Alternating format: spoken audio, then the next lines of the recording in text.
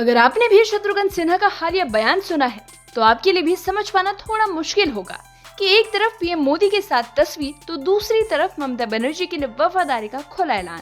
आखिर शत्रुघ्न सिन्हा किस खेमे में है? क्या ये सिर्फ राजनीतिक शिष्टाचार है या फिर राजनीति में चल रही उठापटक के बीच कोई बड़ा संदेश छिपा है? जब टीएमसी के बागी सांसदों की सूची में उनका नाम चर्चा में आया तब उन्होंने सामने आकर न सिर्फ सफाई दी बल्कि ममता बनर्जी के लिए ऐसी बातें कही जिसने पूरे सियासी माहौल को नया मोड़ दे दिया। दरअसल पश्चिम बंगाल की राजनीति में इस समय टीएमसी के भीतर बगावत की चर्चाएं जोरों पर है। कई सांसदों के अलग रुख अपनाने की खबर है और इसी बीच एक नाम सबसे ज्यादा चर्चा में आया और वो नाम है शत्रुघ्न सिन्हा का। वजह बनी पीएम मोदी के साथ उनकी तस्वीर और पीएम के लिए लिखा गया उनका संदेश।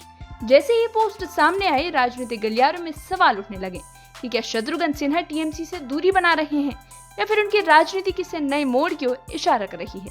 पीएम मोदी के लगातार 12 साल तक प्रधानमंत्री पद पर रहने के अवसर पर शत्रुघ्न सिन्हा ने उन्हें शुभकामनाएं दी।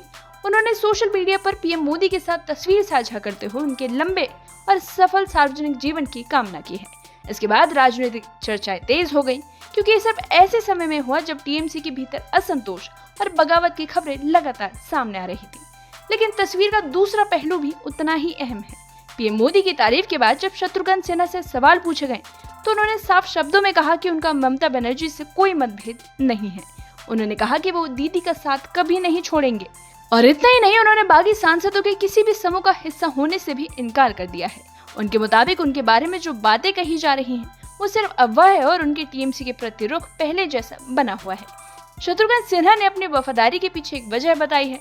उन्होंने कहा कि जब उनके राजनीतिक जीवन में मुश्किल का दौर आया था तब ममता बनर्जी उनके साथ मजबूती से खड़ी रही और इसलिए अब टीएमसी कठिन दौर से गुजर रही है तो उनका भी कर्तव्य बनता है कि वे पार्टी और ममता बनर्जी के साथ खड़े रहें। उन्होंने ये भी याद दिलाई कि ममता बनर्जी के कहने पर ही उन्होंने आसनसोल से चुनाव लड़ा और जनता का समर्थन हासिल किया था। अगर शत्रुघ्न सिन्हा की राजनीतिक यात्रा को देखें तो वो काफी दिलचस्प रही है। उन्होंने लंबे समय तक बीजेपी में रहकर राष्ट्रीय राजनीति में अपनी पहचान बनाई, केंद्रीय मंत्री रहे, पार्टी के बड़े चेहरों में शामिल रहे, लेकिन बाद में बीजेपी से अलग हो गए। इसके बाद उन्होंने कांग्रेस का दामन थामा और चुनाव लड़ा।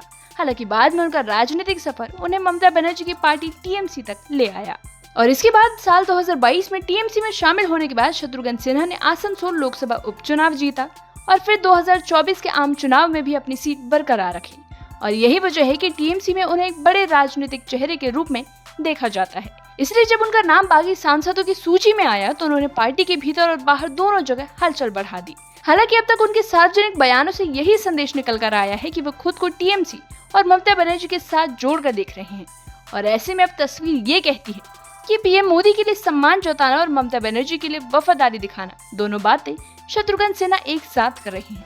एक तरफ उन्होंने पीएम मोदी को शुभकामनाएं देकर संदेश दिया तो दूसरी तरफ दीदी के साथ खड़े रहने का भरोसा दोहराया और ऐसे में फिलहाल ये कहना मुश्किल है कि उनके कदम किसी नए राजनीतिक सफर की ओर बढ़ रहे हैं। लेकिन इतना तय है कि शत्रुघ्न सिन्हा का हर बयान और हर तस्वीर बंगाल की राजनीति में नई चर्चा जरूर पैदा कर रही है।